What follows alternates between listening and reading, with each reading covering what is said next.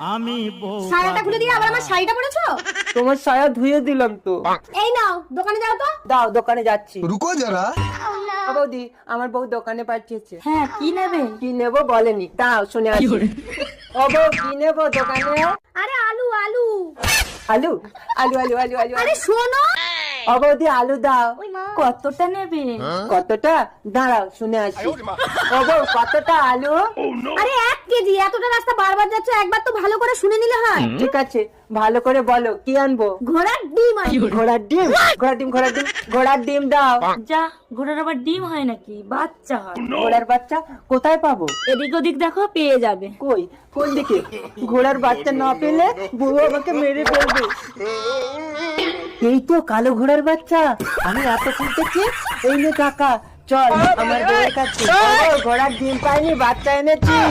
মরো।